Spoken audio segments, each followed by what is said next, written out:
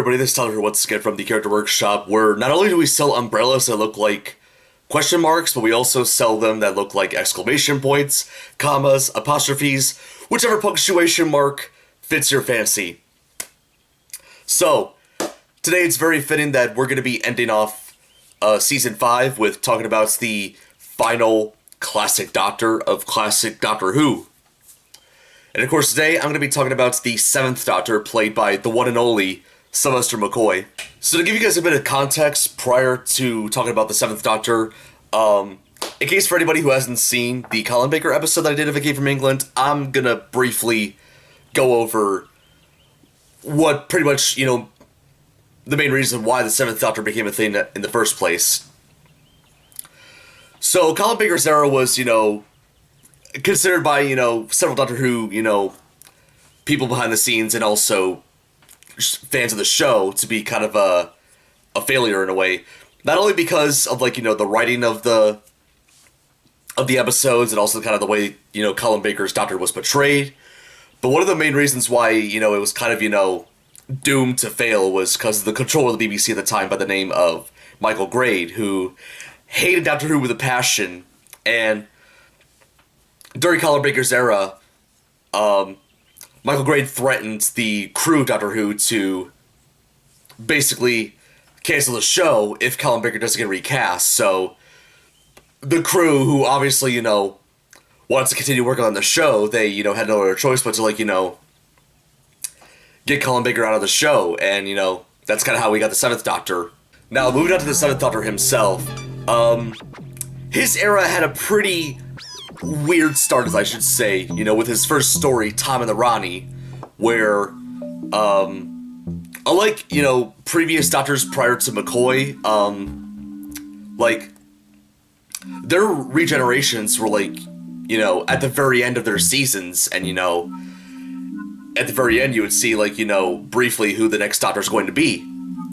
It wasn't like that with Colin Baker, though. At the very start of Time of the Rani, you actually see the 6th Doctor actually transform into the 7th Doctor, which was pretty weird, and, it also was, further evidence as, how Colin Baker kind of got screwed over, in his era of the show, not being able to, do a proper regeneration scene. Because if you watch the beginning of Time of the Rani, where the 6th Doctor regenerates into the 7th Doctor, you can kind of tell that, it's basically Sylvester McCoy wearing a blonde wig.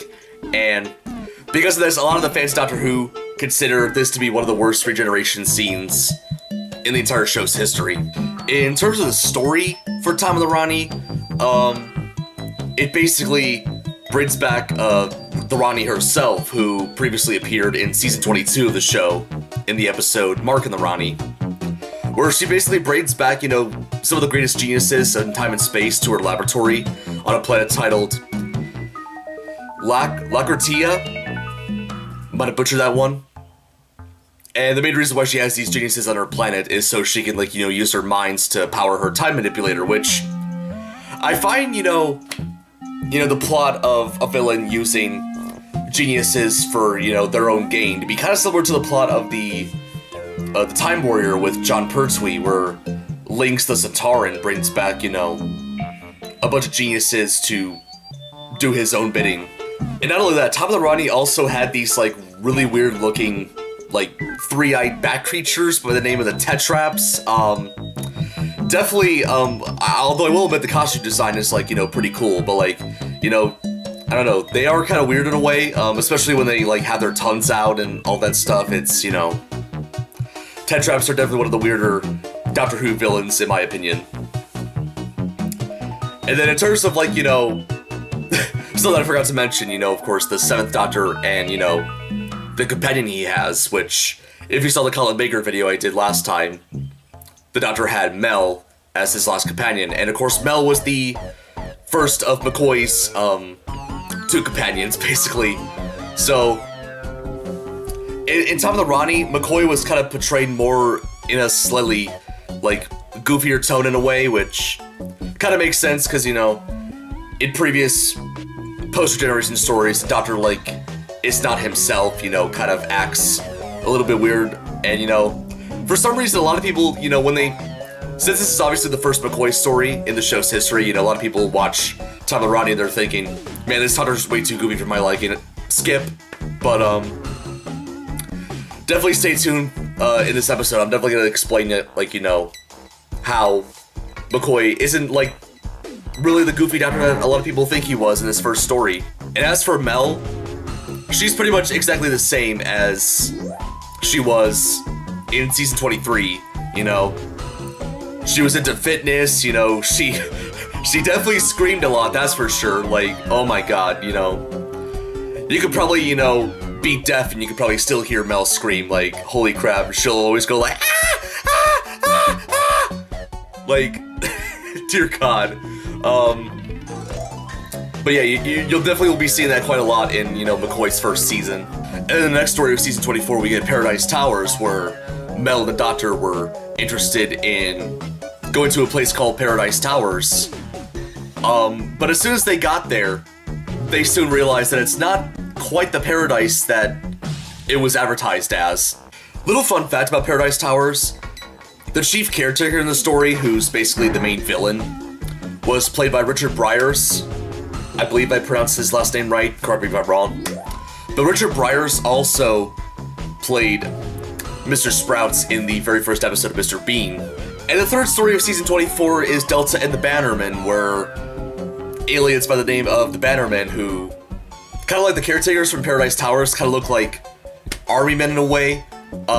Something I want to point out, of course, you know, there's a lot of stories in McCoy's era that, like, involve military officials. I've always kind of seen the Sylvester McCoy era of Doctor Who as the military era of the show. But anyways, the Bannermen in this story try to track down a Shimmering queen by the name of Delta, who of course also had a child with her.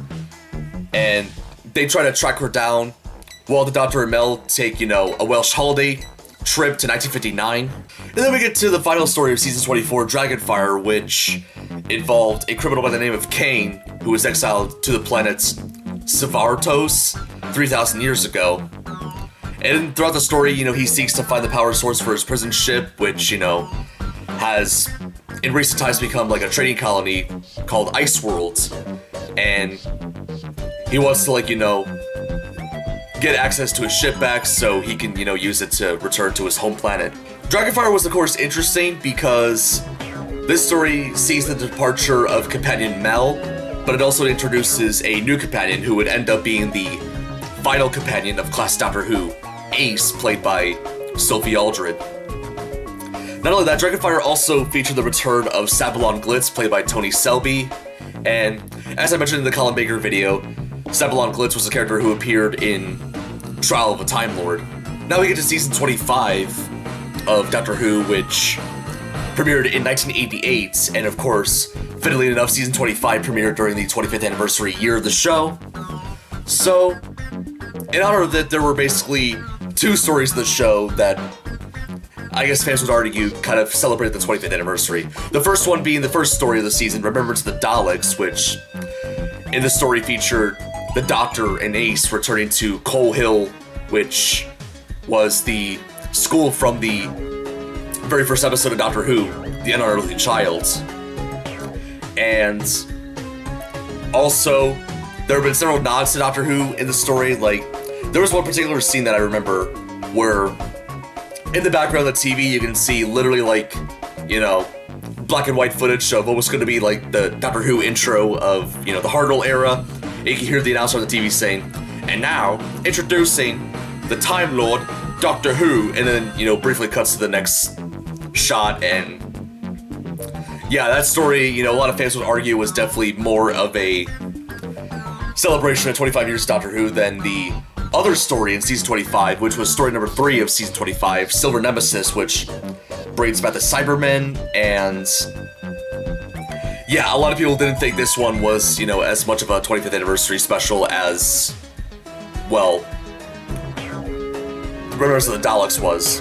Now, season 25 of McCoy's era is the only one that I haven't, like, seen too much of. The only story I've seen in that season is Remembrance of the Daleks. I haven't seen the other 3 stories in there. I haven't seen Silver Nemesis. I haven't seen the second story of the season, which was the Happiness Patrol. And I haven't seen the fourth story of season 25, which was the greatest show in the galaxy. So I'll eventually, maybe in the future, talk about those stories when I eventually see them. But for the time being, let's move on to the final story, the final season of McCoy's era, and also the final season of Doctor Who Classic Era, season 26.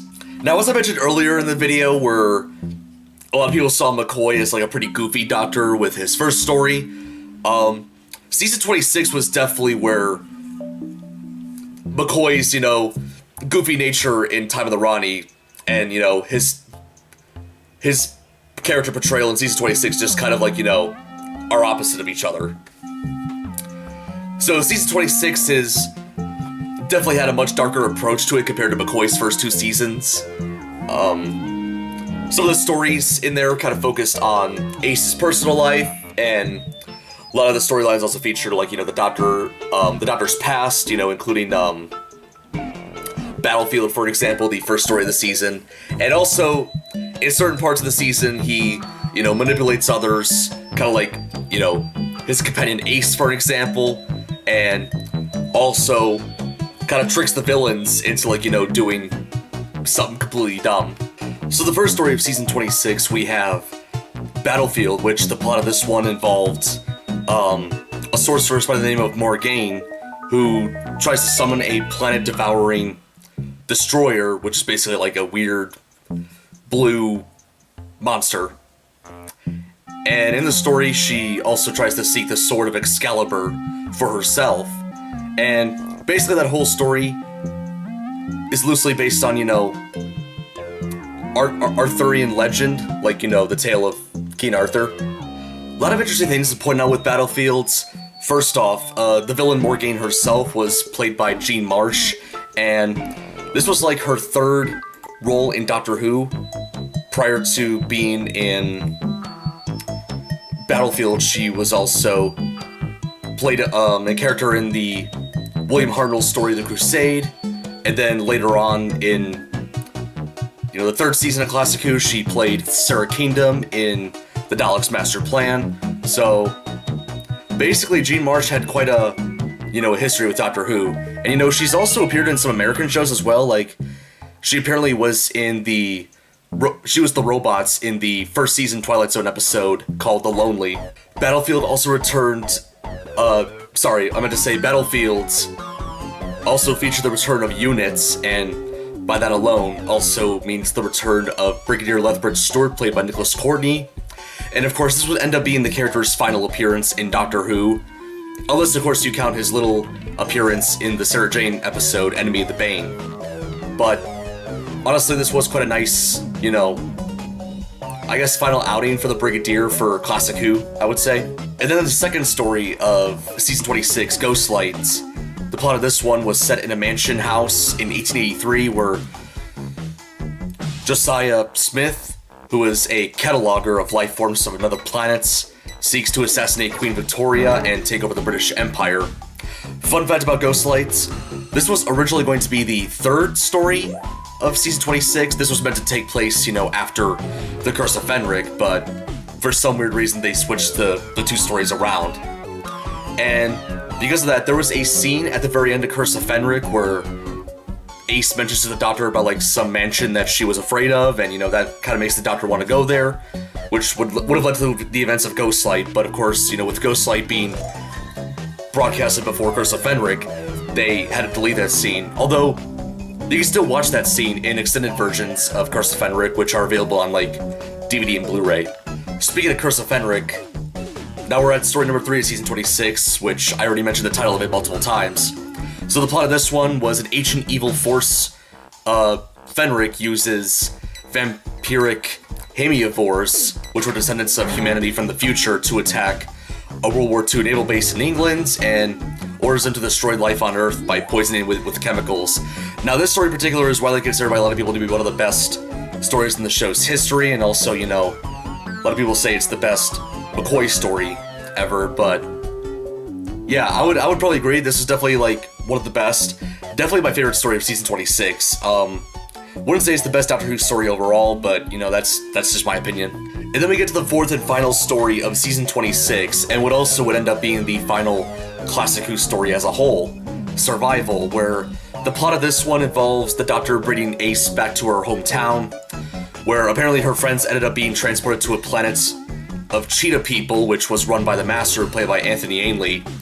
And this story, of course, ended up being the final appearance of Anthony Ainley as the Master on Doctor Who. And honestly, in my opinion, after watching this story, I believe this is probably, Anthony Ainley's best portrayal as the Master, because, prior to Survival, a lot of the previous appearances with, Anthony Ainley, with Tom Baker, Peter Davison, and Colin Baker, he was portrayed a little bit more campy, a little bit, stereotypically villain-like, I guess you can kind of say, but, honestly, in Survival, he was portrayed a little bit better, in my opinion, and yeah, I honestly really enjoy it. I don't know what the general consensus is of Survival, but I personally really enjoyed it. It's definitely a nice little outing to, Doctor Who's classic era. And that was it. That was the end of Sylvester McCoy's era of Doctor Who, otherwise known as the Seventh Doctor, of course, and just in general, the final run of Classic Who. And of course, Doctor Who itself wouldn't come back as a TV show until 2005, but there have been several Doctor Who related stuff that had happened between the hiatus. For example, obviously the Doctor Who TV movie from 1996 with Paul McGann. There have been a variety of novels and audio plays based around the show, because even though it's the end of Doctor Who as the classic series, it definitely, wasn't the end of Doctor Who as a whole. And yeah, basically, after season 26 ended, and obviously there was no regeneration scene with McCoy or anything, which, of course, we wouldn't see that until the TV movie.